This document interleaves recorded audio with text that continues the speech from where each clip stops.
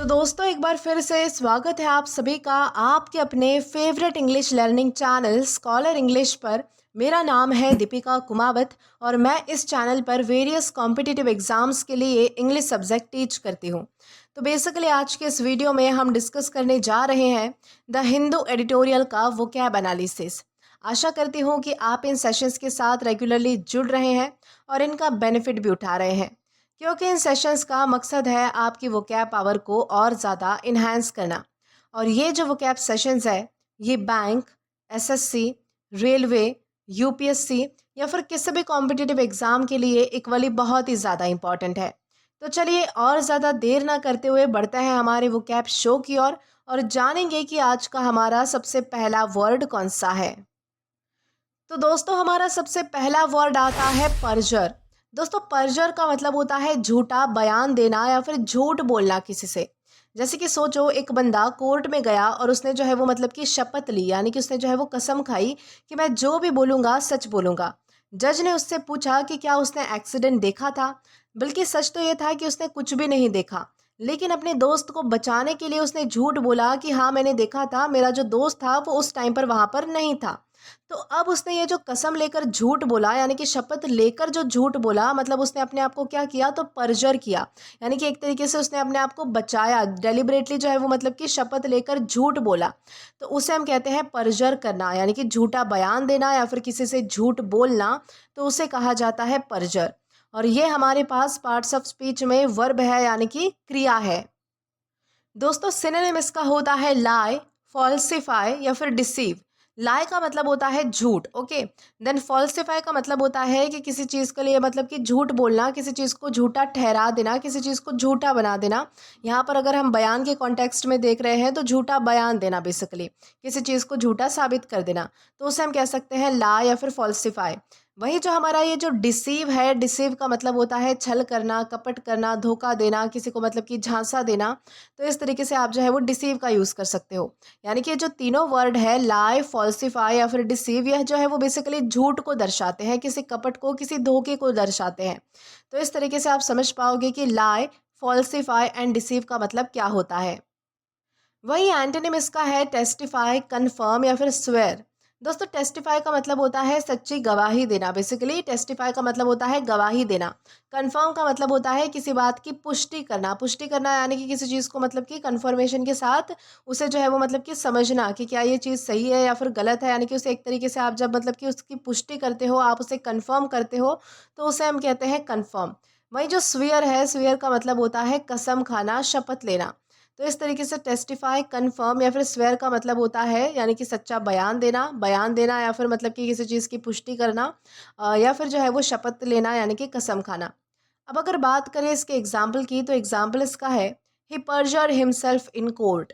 यानी कि उसने क्या किया कि कोर्ट में जो है वो मतलब कि झूठी गवाही दी, झूठा बयान दिया, यानी कि बेसिकली झूठ बोला। तो इस तरीके से आप समझ पाओगे कि परजर यानी क्या होता है और किस तरीके से आप इसका अलग अलग सेंटेंसेस में यूज़ कर सकते हो।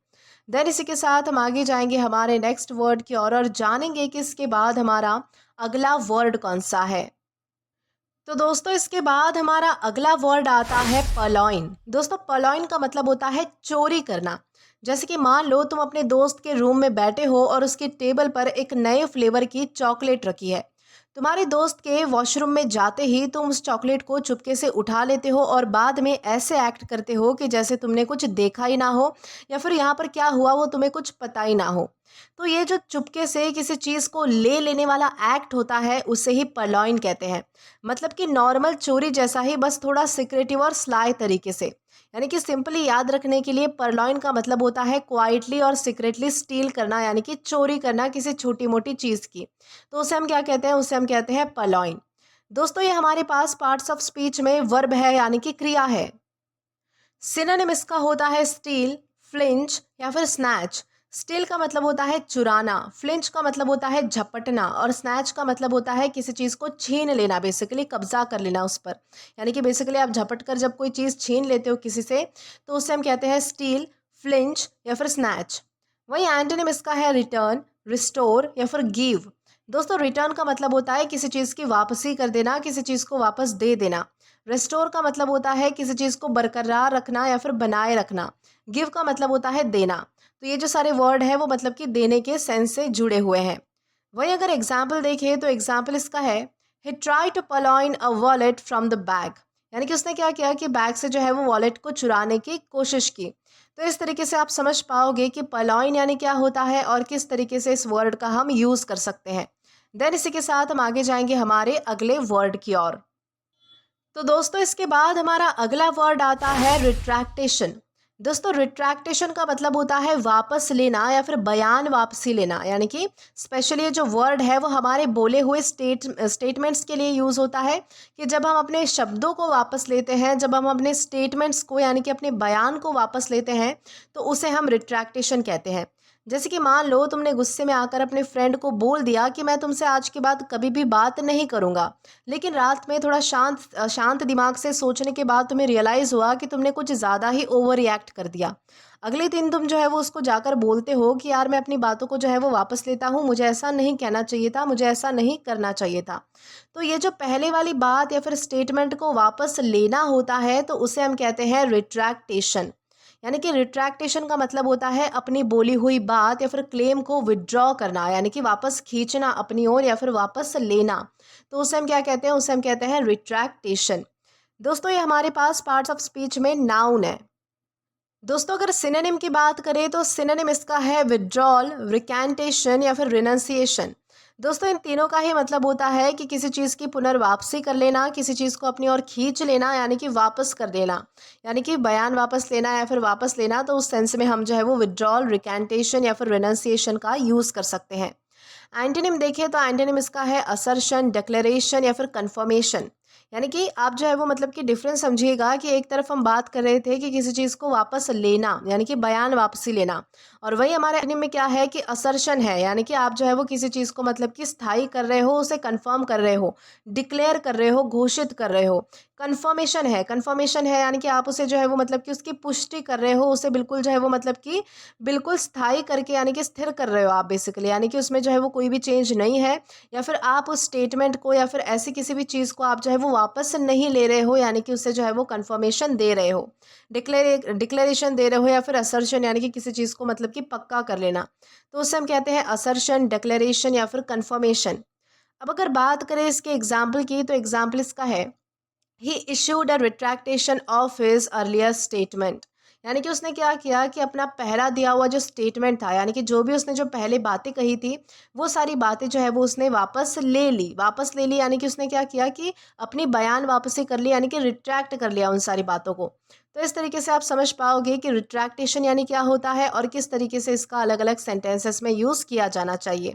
देन इसी के साथ हम आगे जाएंगे हमारे नेक्स्ट वर्ड की और जानेंगे कि इसके बाद हमारा अगला वर्ड कौन सा है। तो दोस्तों इसके बाद हमारा अगला वर्ड आता है सोल्डर। सोल्डर का मतलब होता है जोड़ना या फिर जोड़कर मजबूत करना। यानी कि जब आप जो है वो किसी चीज़ को, किसी दो चीज़ों को आप जो है वो आपस में जोड़ते हो, उन्हें कनेक्ट कर देते हो, यूनाइट कर देते हो, उन्हें जोड़कर मजबूत बना देते हो, तो उसे हम सोल्डर कहते हैं। जैसे कि सोचो तुम्हारे घर का जो रिमोट है वो बार बार लूज कनेक्शन की वजह से काम नहीं कर रहा। तुम्हारे इलेक्ट्रिशियन अंकल आते हैं और एक छोटी सी मेटल स्टिक को गर्म करके वायर्स को चिपका देते हैं। वो गर्म मेल्टेड मेटल वायर्स बीच यानी कि वायर्स के बीच में जो है वो फिल हो जाती है और उन्हें जो है वो स्ट्रांगली जॉइन कर देती है। तो ये जो प्रोसेस है उसे ही सोल्डर कहते हैं। मतलब कि मेटल को मेल्ट करके दो चीज़ों को कनेक्ट करना या फिर फिक्स करना।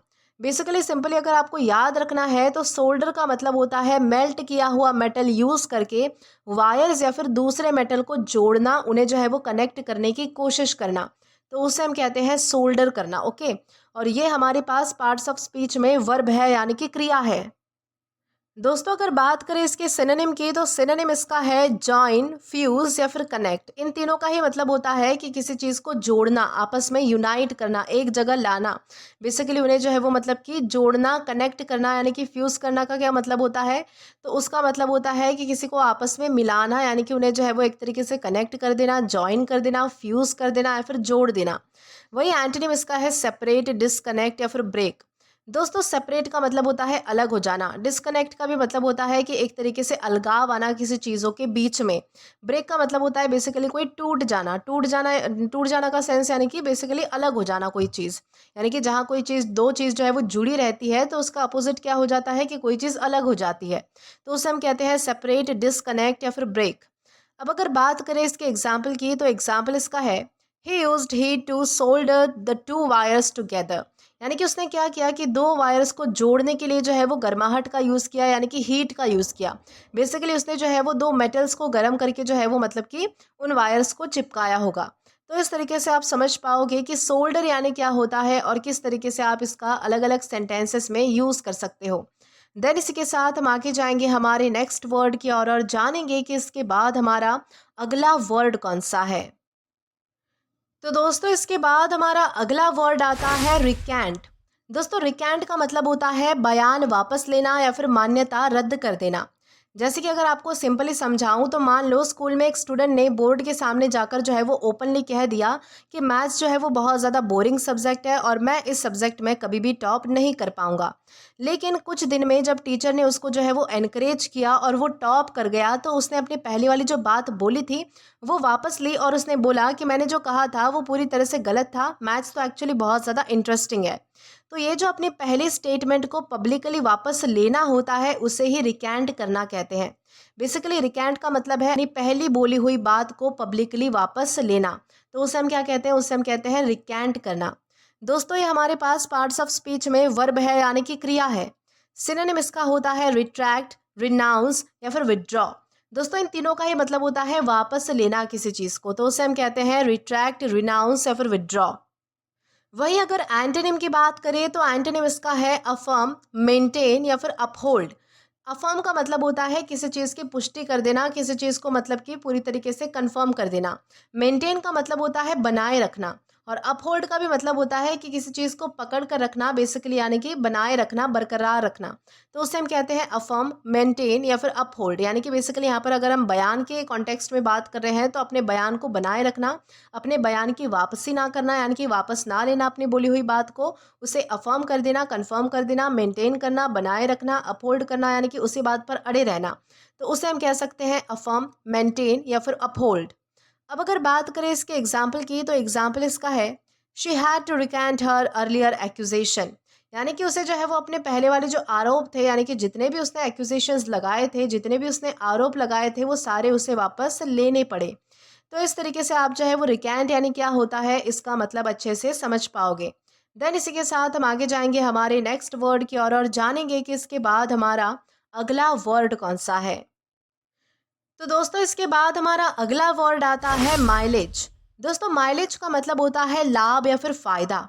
जैसे कि मान लो तुमने एक नई बाइक खरीदी और वो 1 लीटर पेट्रोल एनर्जी में 50 किलोमीटर चलती है, जबकि आपकी जो पुरानी बाइक थी वो सिर्फ 30 किलोमीटर ही चलती थी। तो अब तुम कह सकते हो कि ये जो बाइक है वो ज़्यादा माइलेज देती है। दोस्तों यहाँ पर जो माइलेज है उसका मतलब है फ़ायदा या फिर एफिशिएंसी, यानी कि कितना बेनिफिट मिल रहा है इनपुट के कंपैरिजन में। इनपुट यानी कि पेट्रोल, मेहनत या फिर टाइम। यानी कि आपके पेट्रोल के कंपैरिजन में, आपकी मेहनत के कंपैरिजन में, या फिर आपने अगर किसी चीज़ को टाइम दिया है उसके कंपैरिजन में आपको जो है वो क्या मिल रहा है, कितना फ़ायदा मिल रहा है, तो उस फ़ायदे को हम जो है वो माइलेज कहते हैं।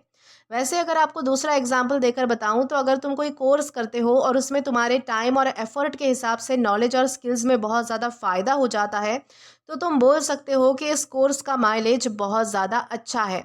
यानी कि बेसिकली माइलेज का मतलब होता है बेनिफिट, एफिशिएंसी या फिर रिटर्न ऑन इन्वेस्टमेंट। इन्वेस्टमेंट कौन सी, तो आपका टाइम, आपका एफर्ट या फिर आपके रिसोर्सेज। यानी कि अगर आप किसी भी चीज़ में कोई इन्वेस्टमेंट करते हो, अगर आप एक चीज़ लगाते हो और उसका फ़ायदा आपको डबल होकर मिलता है या फिर आपको अच्छा फ़ायदा मिलता है, तो उस फ़ायदे को, उस लाभ को हम कह सकते हैं माइलेज। दोस्तों ये हमारे पास पार्ट्स ऑफ स्पीच में नाउन है। अगर बात करें इसके सिनोनिम की, तो सिनोनिम इसका है बेनिफिट, एडवांटेज या फिर गेन। दोस्तों बेनिफिट, एडवांटेज या फिर गेन तीनों का मतलब होता है किसी ना किसी तरीके का फ़ायदा होना बेसिकली। यानी कि आपको एक तरीके का लाभ होना, फ़ायदा होना, तो उसे हम कहते हैं बेनिफिट, एडवांटेज या फिर गेन। वहीं एंटोनिम इसका है लॉस, डिसएडवांटेज या फिर ड्रॉबैक। दोस्तों लॉस का मतलब होता है नुकसान हो जाना, घाटा लग जाना। डिसएडवांटेज का भी मतलब होता है नुकसान होना, और ड्रॉबैक का भी मतलब होता है कि किसी चीज़ के मतलब कि नुकसान। तो उसे हम कह सकते हैं लॉस, डिसएडवांटेज या फिर ड्रॉबैक। अब अगर बात करें इसके एग्जाम्पल की, तो एग्जाम्पल इसका है reading daily gives you a lot of mileage in exams. यानी कि अगर आप रोज़ाना पढ़ते हो, यानी कि रीडिंग करते हो, तो वो आपको जो है वो आपके एग्जाम्स में बहुत ज़्यादा हद तक फ़ायदा दे सकते हैं, यानी कि अच्छा माइलेज दे सकते हैं। माइलेज का यहाँ पर क्या मतलब था, तो माइलेज का मतलब था कि आपको फ़ायदा दे सकते हैं, लाभ दे सकते हैं। तो इस तरीके से आप समझोगे कि माइलेज यानी क्या होता है और किस तरीके से इसका यूज़ किया जाता है। देन इसी के साथ हम आगे जाएंगे हमारे नेक्स्ट वर्ड की ओर और जानेंगे कि इसके बाद हमारा अगला वर्ड कौन सा है। दोस्तों इसके बाद हमारा वर्ड आता है एविडिटी।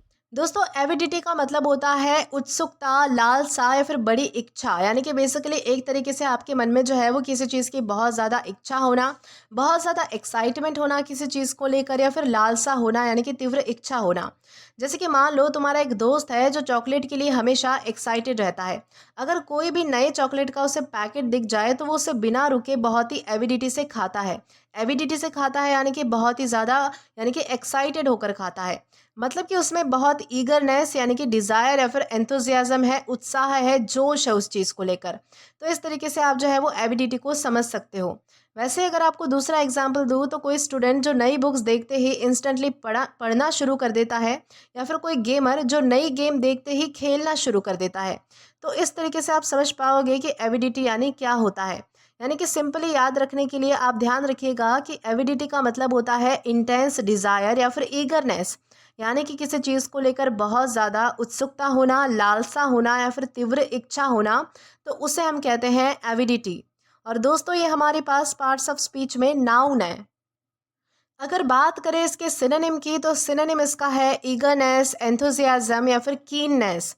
यानी कि किसी चीज़ को लेकर जो है वो बहुत ज़्यादा एक्साइटमेंट होना, ईगरनेस होना यानी कि तीव्र इच्छा होना, एंथुसियाज्म होना यानी कि जोश होना, उत्साह होना। कीननेस का भी मतलब होता है कि किसी चीज़ को लेकर बड़ी इच्छा होना। एंटोनिम इसका है इनडिफरेंस, अपैथी या फिर डिसइंटरेस्ट। दोस्तों इनडिफरेंस या फिर डिसइंटरेस्ट का मतलब होता है किसी चीज़ में रुचि ना होना, कोई चीज़ पसंद ना आना बेसिकली। अपैथी का मतलब होता है उदासीनता, यानी कि जब आपको जो है वो मतलब कि किसी चीज़ को लेकर यानी कि इंटरेस्ट नहीं होता है, उसमें आपकी रुचि नहीं होती है, या फिर आप उसे पसंद नहीं करते हो इतना ज़्यादा, तो उसे हम कह सकते हैं इनडिफरेंस, अपैथी या फिर डिसइंटरेस्ट। अब अगर बात करें इसके एग्जाम्पल की, तो एग्जाम्पल इसका है she read the book with avidity. यानी कि वो जो है वो बुक्स को बहुत ही मतलब कि लगन के साथ, बहुत ही उत्सुकता यानी कि बहुत ही मतलब कि इच्छा के साथ पढ़ती है, क्योंकि उसे जो है वो बुक्स पढ़ना बहुत ज़्यादा पसंद है। तो इस तरीके से आप समझ पाओगे कि एविडिटी यानी क्या होता है और किस तरीके से इसका अलग अलग सेंटेंसेस में यूज़ किया जाना चाहिए। देन इसी के साथ हम आगे जाएंगे हमारे नेक्स्ट वर्ड की ओर और जानेंगे कि इसके बाद हमारा अगला वर्ड कौन सा है। तो दोस्तों इसके बाद हमारा अगला वर्ड आता है इनविगोरेट। दोस्तों इनविगोरेट का मतलब होता है उत्साह देना या फिर ताकत बढ़ाना, किसी की स्ट्रेंथ बढ़ाना बेसिकली। तो उसे हम कहते हैं इनविगोरेट करना। जैसे कि मान लो तुम सुबह बाहर वॉक पर गए और थोड़ी फ्रेश हवा ली और मॉर्निंग सनलाइट भी ली। कुछ ही मिनट्स में तुम्हें एनर्जी और फ्रेशनेस दोनों फील हुई। तो तुम सोच सकते हो कि ये मॉर्निंग वॉक ने मुझे बिल्कुल इनविगोरेट कर दिया है। मतलब कि क्या कर दिया है, तो एनर्जी या फिर स्ट्रेंथ दी है, बिल्कुल फ्रेश फील करवाया है। वैसे अगर आपको डेली लाइफ का अगर एग्जांपल दूँ, तो सोचो एक कप कॉफ़ी तुम्हें नींद से जगा देती है और तुम्हारे दिन के लिए तुम्हें रेडी कर देती है। यानी कि क्या करती है वो कॉफ़ी, तो तुम्हें एनर्जाइज करती है, तुम्हें फ्रेश फील करवाती है, यानी कि इन्विगोरेट करती है।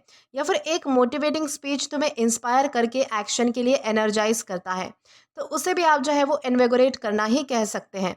तो सिंपली याद रखने के लिए इनविगोरेट का मतलब होता है एनर्जाइज या फिर रिफ्रेश फील करवाना, बिल्कुल फ्रेश फील करवाना, किसी को मतलब कि शक्ति देना, बल देना, उसका मनोबल बढ़ा देना, तो उसे हम कहते हैं इनविगोरेट। किसी की ताकत बढ़ाना, उसे जो है वो मतलब कि उत्साह देना, जोश देना। दोस्तों ये हमारे पास पार्ट्स ऑफ स्पीच में वर्ब है यानी कि क्रिया है। सिनोनिम इसका होता है एनर्जाइज, स्ट्रेंथन या फिर रिफ्रेश। दोस्तों इन तीनों का ही मतलब होता है कि बेसिकली आपको जो है वो मतलब कि एक तरीके से शक्ति देना, ताकत देना, फ्रेश फील करवाना, मजबूत बनाना आपको एक तरीके से। रिफ्रेश का मतलब होता है कि आपको तरोताज़ा करना।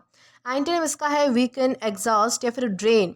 दोस्तों वीकन का मतलब होता है कमज़ोर, और एग्जॉस्ट या फिर ड्रेन का मतलब होता है बहुत ज़्यादा थक जाना, तो उसे हम कहते हैं वीकन, एग्जॉस्ट या फिर ड्रेन। अब अगर बात करें इसके एग्जाम्पल की, तो एग्जाम्पल इसका है a short walk in the morning can invigorate you. यानी कि सुबह के दौरान जो है वो मतलब कि आप अगर आप छोटी सी वॉक भी ले लेते हो तो वो आपको पूरे दिन के लिए जो है वो एनर्जाइज कर देती है, इन्वेगोरेट कर देती है। यानी कि एक तरीके से आपको बहुत ज़्यादा फ्रेश फील करवाती है, साथ ही साथ आपको स्ट्रेंथ देती है, यानी कि एक तरीके से क्या देती है, तो ताकत बढ़ाती है आपकी वो वॉक। तो इस तरीके से आप समझ पाओगे कि इनविगोरेट यानी क्या होता है और किस तरीके से आपको इसका अलग अलग सेंटेंसेस में यूज़ करना है। देन इसी के साथ हम आगे जाएंगे हमारे नेक्स्ट वर्ड की ओर और जानेंगे कि इसके बाद हमारा अगला वर्ड कौन सा है। तो दोस्तों इसके बाद हमारा अगला वर्ड आता है एंटीडेट। दोस्तों एंटीडेट का मतलब होता है पहले की तारीख रखना या फिर पूर्व तारीख देना। जैसे कि मान लो तुम अपनी डायरी में जो है वो 1 अक्टूबर का नोट लिखते हो कि एग्ज़ाम के लिए रिवीजन स्टार्ट करनी है, लेकिन एक्चुअली तुमने 28 सितंबर को ही रिवीजन स्टार्ट कर दी थी। अब तुम डायरी में डेट को 28 सितंबर लिख देते हो 1 अक्टूबर की बजाय। मतलब तुमने क्या किया है, तो उस चीज़ को एंटी डेट कर दिया है। सिंपल वर्ड्स में एंटी डेट का मतलब होता है किसी चीज़ को पहले की डेट देना या फिर उस पर रिकॉर्ड करना, एक्चुअल डेट से पहले वाली डेट को वहाँ पर क्या करना, लिखना। अगर दूसरे कुछ एग्जांपल्स दूँ, तो अगर किसी डॉक्यूमेंट में गलती से आज की डेट लिखी है लेकिन वो काम पहले ही हो चुका है, तो अब आप क्या करोगे, उस डेट को चेंज करोगे। तो उस तरीके से आप कह सकते हो कि मतलब कि एंटी डेट करना क्या होता है। या फिर किसी फ्रेंड को बर्थडे कार्ड पर लास्ट वीक की डेट लिख कर दे देना, तो वो भी एक तरीके से एंटी डेट करना हो गया है, क्योंकि आप जो है वो एक्चुअल डेट से भी मतलब कि पिछली डेट लिखते हो, पहले की डेट लिखते हो, तो उसे हम कहते हैं एंटी डेट करना। दोस्तों ये हमारे पास पार्ट्स ऑफ स्पीच में वर्ब है, यानी कि क्रिया है। सिनोनिम इसका होता है प्रीसीड, प्रीडेट या फिर फोर डेट। इन तीनों का ही मतलब होता है पूर्व तारीख देना या फिर मतलब कि एक तरीके से पहले की तारीख देना किसी चीज़ को। एंटोनिम इसका है पोस्ट डेट, फॉलो या फिर सक्सीड। यानी कि किसी चीज़ को मतलब कि फॉलो करती हुई डेट देना, किसी चीज़ की सक्सीडिंग यानी कि आगे आने वाली डेट देना, या फिर पोस्ट डेट का मतलब होता है बाद वाली डेट देना। तो उसे हम कहते हैं पोस्ट डेट, फॉलो या फिर सक्सीड। अब अगर बात करें इसके एग्जाम्पल की, तो एग्जाम्पल इसका है he antedated the letter to make it seem older. यानी कि उसने जो है वो मतलब कि उस लेटर को, उस पत्र को पुराना दिखाने के लिए क्या किया, तो उस पर जो है वो पहले की तारीख लिख दी, उसे एंटीडेट कर दिया, ताकि वो लगे कि वो जो है वो मतलब कि पहले का लेटर है, पहले का पत्र है, बहुत पहले समय का है। तो इस तरीके से आप समझ पाओगे कि एंटीडेट यानी क्या होता है और किस तरीके से आपको इसका यूज़ करना चाहिए। देन इसी के साथ हम आगे बढ़ेंगे आज के हमारे लास्ट वर्ड की ओर और जानेंगे कि वो वर्ड हमारा कौन सा होता है। तो दोस्तों इसके बाद हमारा वर्ड आता है कैचेक्टिक। दोस्तों कैचेक्टिक का मतलब होता है दुर्बल या फिर अत्यधिक दुबला। जैसे कि मान लो तुम्हारे स्कूल में एक अंकल है जो बहुत लंबे टाइम से बीमार है और उनका वेट जो है वो बहुत ही ज़्यादा कम हो चुका है, मसल्स वीक हो गए हैं और जनरली वो बहुत ही थिन और फ्रेल लग रहे हैं। तो तुम कह सकते हो कि अंकल काफ़ी कैचेक्टिक लग रहे हैं। यानी कि कैचेक्टिक का मतलब होता है एक्सट्रीमली थिन और वीक लगना, यूजुअली किसी बीमारी की वजह से, यानी कि इलनेस की वजह से। अगर डेली लाइफ का कोई एग्जाम्पल देखें, तो मान लीजिए कि कोई कैंसर या फिर सीरियस क्रॉनिक डिसीज़ में जो पेशेंट बहुत ही ज़्यादा वेट लूज़ कर लेता है और फिजिकली वीक लगता है, तो उसे हम कैशेक्टिक कह सकते हैं। या फिर कोई पुराना पेशेंट जो न्यूट्रिशन नहीं ले रहा, प्रॉपर डाइट नहीं ले रहा और उसके वजह से अगर मान लो कि वो कमज़ोर हो जाता है, दुबला पतला हो जाता है, तो वो भी कैशेक्टिक दिख सकता है। यानी कि ओवरऑल कैशेक्टिक का मतलब होता है इलनेस या फिर वीकनेस से एक्सट्रीमली थीन और फ्रेल लगना। तो इस तरीके से आप समझ पाओगे कि कैशेक्टिक यानी क्या होता है। और दोस्तों ये हमारे पास पार्ट्स ऑफ स्पीच में एग्जेक्टिव है, यानी कि विशेषण है। दोस्तों अगर बात की जाए इसके सिनोनिम की, तो सिनोनिम इसका है इमैशिएटेड, वेस्टेड या फिर फ्रेल। दोस्तों इन तीनों का ही मतलब होता है कि बहुत ही दुर्बल, अत्यधिक दुबला पतला, क्षीण। क्षीण का मतलब होता है कि बहुत ही ज़्यादा मतलब कि कमज़ोर होना, बहुत ही दुबला पतला होना, दुर्बल होना। तो उससे हम क्या कह सकते हैं, उसे हम कह सकते हैं इमैशिएटेड, वेस्टेड या फिर फ्रेल। वही एंटोनिम इसका है हेल्दी, रॉबस्ट या फिर स्ट्रॉन्ग। हेल्दी का मतलब होता है स्वस्थ होना, रॉबस्ट का मतलब होता है रफ टफ होना बिल्कुल, और स्ट्रॉन्ग का मतलब होता है मजबूत होना, यानी कि बहुत अच्छी खासी उसमें एनर्जी होना। तो उसे हम कह सकते हैं हेल्दी, रॉबस्ट या फिर स्ट्रॉन्ग। अब अगर बात करें इसके एग्जाम्पल की, तो एग्जाम्पल इसका है the patient look cachectic after months of illness. यानी कि महीनों से बीमार रहने के बाद जो है वो पेशेंट बहुत ही ज़्यादा कमज़ोर, यानी कि बहुत ही ज़्यादा दुर्बल और दुबला पतला लग रहा था। तो इस तरीके से आप समझ पाओगे कि कैशेक्टिक यानी क्या होता है और किस तरीके से इसका यूज़ किया जाना चाहिए। तो दोस्तों आज के लिए बस इतना ही। आज के इस क्लास का पीडीएफ आप हमारे टेलीग्राम चैनल के थ्रू एक्सेस कर सकते हैं। और अगर आपने अभी तक हमारा टेलीग्राम चैनल ज्वाइन नहीं किया है तो टेलीग्राम पर English with Deepika Kumawat search करके या फिर डिस्क्रिप्शन में दिए गए लिंक के थ्रू, साथ ही साथ अभी जो आपको आपके स्क्रीन पर क्यूआर कोड दिख रहा है वहाँ से भी आप डायरेक्टली स्कैन करके हमारा टेलीग्राम चैनल ज्वाइन कर सकते हैं, ताकि आप कभी भी किसी भी नए आने वाले वीडियोज़ को लेकर कोई भी अपडेट्स को मिस ना करें। और दोस्तों अगर आपको आज का ये वीडियो पसंद आया है या फिर हेल्पफुल लगा है तो do like this video, subscribe the channel and share as much as you can. और अगर आपने इससे पहले वाले वीडियोस नहीं देखे हैं तो यहाँ पर मैंने एक प्लेलिस्ट प्रोवाइड कर दी है, जहाँ पर आप क्लिक करके वो सभी पहले वाले वीडियोस भी देख सकते हैं और एक्सप्लोर कर सकते हैं। Till then keep learning. Thank you.